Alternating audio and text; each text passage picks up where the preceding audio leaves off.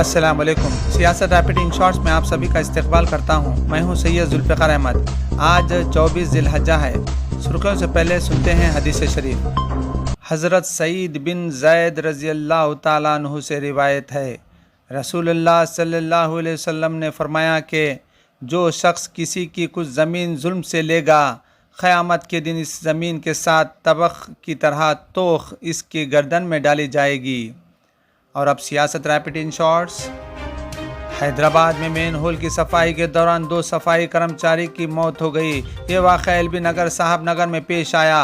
2 workers अंतिया और शिवा कल रात में मेन होल की सफाई करने के दौरान इसमें गिर पड़े और उनकी मौत हो गई। एक वर्कर की नाश को निकालने में कामयाबी हासिल कर ली गई।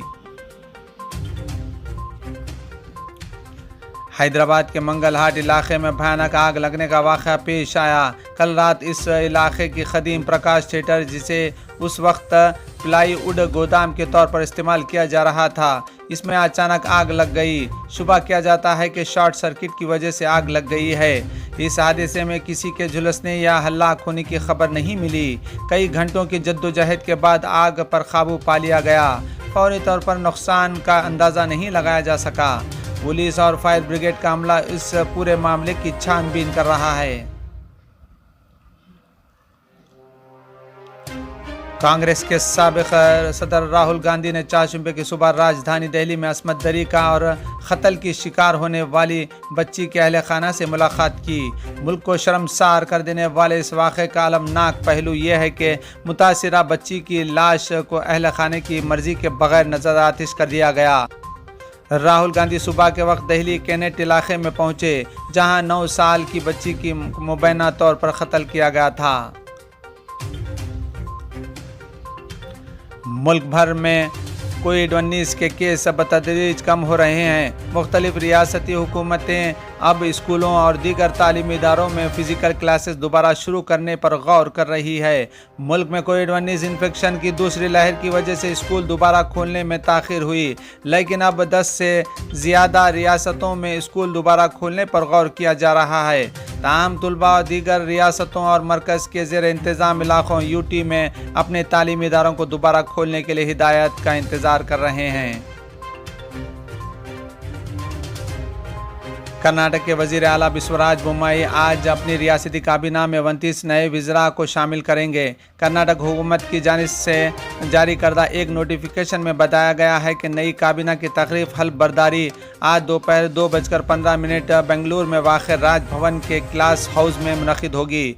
वज़ीर आला अपनी काबीना में तोसी पर बीजेपी की मरकज़ी क़यादत से मुशावरत के लिए गुज़िश्ता 2 दिनों से दिल्ली में थे।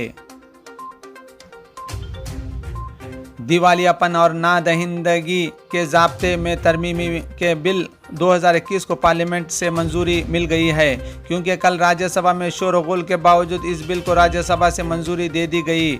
लोकसभा में इसे पहले ही मंजूरी किया जा चुका था। इस बिल के तहत दिवालियापन और नादहिंदगी से मुताल्लिक़ 2016 के ज़ाब्ते में तरमीमी की गई है। अमरीकी महकमा दिफा का कहना है कि पेंटागन के मास ट्रांजिट टर्मिनल पर फायरिंग से एक पुलिस एहलकार हलाक और कई अफराद ज़ख्मी हो गए हैं। खबर रसां इदारे AFP के मुताबिक मंगल को इस वाक़े ने अमरीकी फ़ौज के हेडक्वार्टर को बंद करने पर मजबूर कर दिया था। सऊदी अरब के मुमलिकत बराए उमूर ख़ारिजा ने कहा है कि मुमलिकत का इस वक्त इजराइल के साथ मुआहदा इब्राहिम में शामिल होने का कोई इरादा नहीं। इनका कहना था कि सऊदी अरब की पोजीशन वाज़ेह है और फ़लस्तीनी रियासत का क़याम मशरिक़ वस्ती में पायदार अमन के हुसूल का बेहतरीन रास्ता है।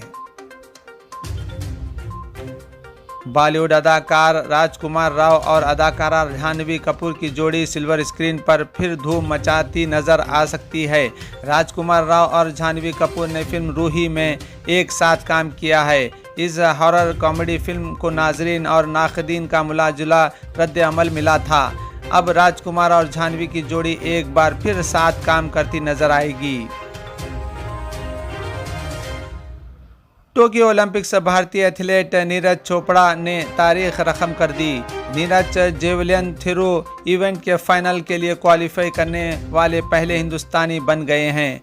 जैसा कि नीरज से तौक़ा की गई थी, इसने करोड़ों देहातियों को मायूस नहीं किया और पहली कोशिश में 86.65 मीटर की पर्ची फेंक के साथ अपने ग्रुप में सरफहरिस्त रहा।